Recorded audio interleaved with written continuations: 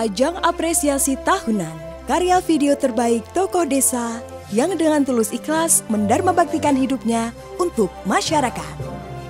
Mendorong kreativitas dan kepedulian generasi muda, serta memberikan motivasi dan inspirasi bagi kemunculan tokoh-tokoh baru desa lainnya. Dalam rangka Bulan Bung Karno dan menyambut Hari Kemerdekaan Republik Indonesia, BKN PDI Perjuangan mempersembahkan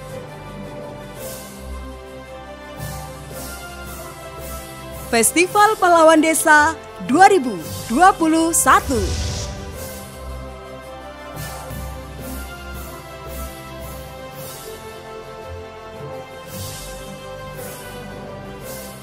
Memperebutkan Piala Megawati Kawal Pancasila dari desa.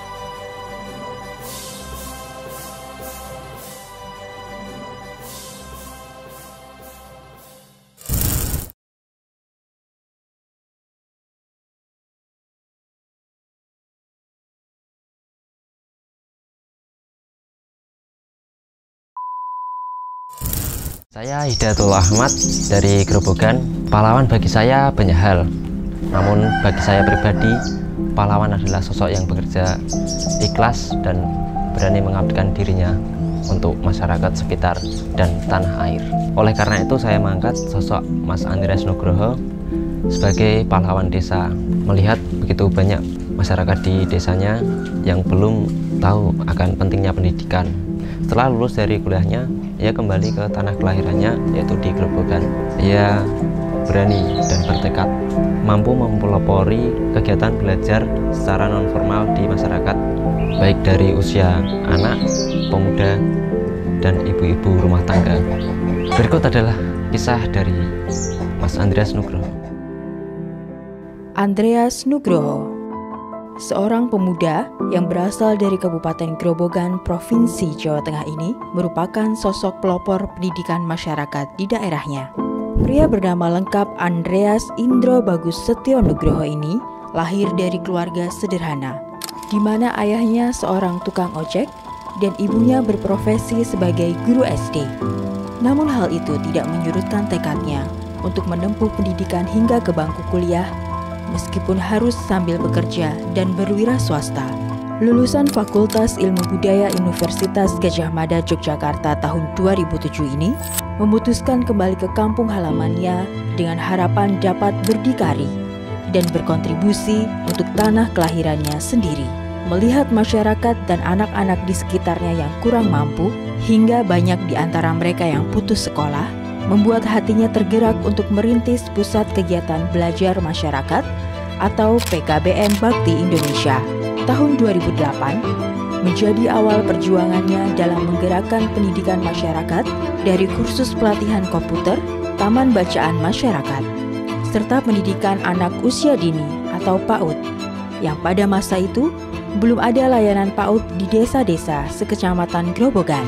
Minimnya sarana prasarana pendidikan di desa-desa dikarenakan faktor jarak, letak geografis, dan sumber daya manusia, membuat ia terus berupaya memberikan edukasi kepada masyarakat akan pentingnya program layanan pendidikan anak usia dini, khususnya bagi anak-anak prasekolah. Berkat kegigihannya yang dibantu oleh masyarakat setempat, ia berhasil mempelopori pendirian 16 sekolah PAUD di 12 desa sekecamatan Grobogan. Upayanya untuk mendorong lahirnya sekolah PAUD di desa-desa sempat mengalami penolakan masyarakat di sebuah desa saat ia berinisiatif untuk mendirikan PAUD berbasis Taman Pendidikan Al-Quran yang notabene berbeda dari agama yang ia anut. Namun berkat konsistensi untuk terus meyakinkan masyarakat setempat akan misinya untuk pendidikan, ia pun berhasil mendirikan PAUD TPQ Manbaul Huda di Desa Putatsari, Kecamatan Grobogan, yang kini dikelola oleh masyarakat setempat. Tahun 2012 menjadi ujian terberat yang ia alami saat kebakaran hebat menghanguskan sekretariat lembaga yang ia rintis. Ribuan buku, komputer, serta sarana prasarana yang ada raib dalam sekejap mata. Kondisi itu memaksa Andre dan kawan-kawannya hijrah dan meminjam tempat di sekolah terdekat. musibah itu pun tidak menyurutkan tekadnya untuk terus memberikan layanan pendidikan bagi masyarakat. Bahkan, di SD Negeri 4 Grobogan itulah ia menjalankan dan mengembangkan lembaganya dengan layanan pendidikan kesetaraan, program paket A setara SD, paket B setara SMP, dan paket C setara SMA, pemberantasan bukta aksara, serta program pelatihan life skill untuk perempuan di beberapa desa dan pondok pesantren dengan keterampilan membatik dan pengembangan musik kreatif di beberapa sekolah. Pada tahun 2014, lembaga yang ia rintis telah memiliki kantor baru sebagai pusat operasional dalam pengembangan layanan pendidikan masyarakat yang semakin maju dan berkembang. Lebih dari 1.400 orang alumni PKBM Bakti Indonesia telah berhasil dituntaskan dari putus sekolah serta lulus program paket C setara sekolah menengah atas hingga mereka berani menatap dan merajut impiannya. Tak heran, melalui program itulah banyak peserta didik dapat melanjutkan pendidikan hingga bangku kuliah, menjadi abdi negara, berwira swasta, maupun memiliki pekerjaan yang lebih baik di berbagai sektor baik dalam maupun luar negeri. Kemandirian lembaga tanpa tergantung bantuan pemerintah maupun pihak lain menjadi pedoman yang diterapkan Andre dalam mengembangkan PKBM Bakti Indonesia. Untuk mewujudkan segala upaya tersebut, ia pun merintis unit usaha lembaga dengan memberdayakan anak-anak muda sekitar bersama menekuni pengembangan bidang multimedia dan event organizer yang diberi nama Sabda Langit Indonesia sebagai upaya dalam mengurangi pengangguran, mewujudkan anak-anak muda produktif, serta dapat menopang keuangan lembaga dalam mencapai visi misinya, memberikan layanan pendidikan yang sepadan, khususnya bagi anak-anak kurang mampu. Berkat kreativitas dan inovasinya bersama tim yang dibentuk, unit usaha tersebut berhasil maju dan berkembang. Ia seringkali didaulat untuk menangani acara-acara pemerintah dan swasta, serta pengembangan konten kreatif baik dalam maupun luar kota. Alhasil, karya-karyanya diminati dan dihargai oleh berbagai kalangan. Bahkan berbagai penghargaan dalam bidang multimedia sering ia dapatkan. Insinyur Soekarno menjadi salah satu tokoh idolanya. Berbagai pemikiran dan perjuangannya untuk nusa dan bangsa menjadi teladan bagi siapapun, termasuk pemuda satu ini yang memutuskan pulang kampung agar dapat mengabdi dan berkontribusi.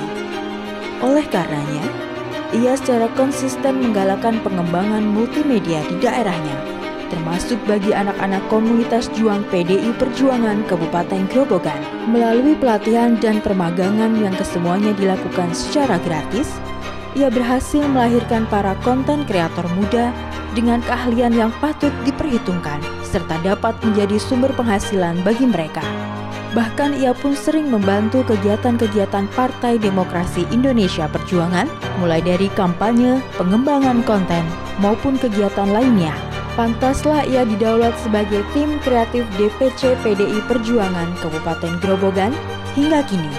Atas kiprahnya tersebut, ia diganjar dengan berbagai penghargaan lokal maupun nasional.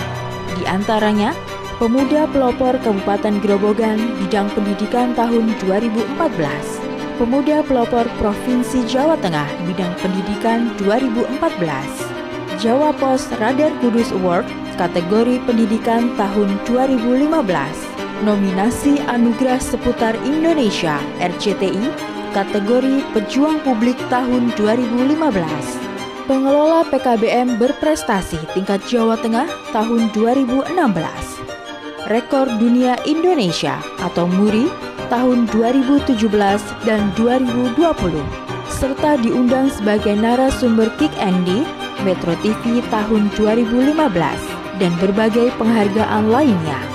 Berawal dari kepedulian dan berani berkorban bagi orang lain, niat tulus untuk mengabdi yang dibarengi dengan tekad yang kuat, konsisten dalam berkarya, tak lelah dalam berjuang, tahan banting dari segala halangan dan rintangan yang menghadang, tetap fokus dalam mencapai tujuan, terbukti menjadikan pemuda satu ini kuat dan tangguh, berdampak bagi masyarakat luas, serta menjadi inspirasi untuk negeri.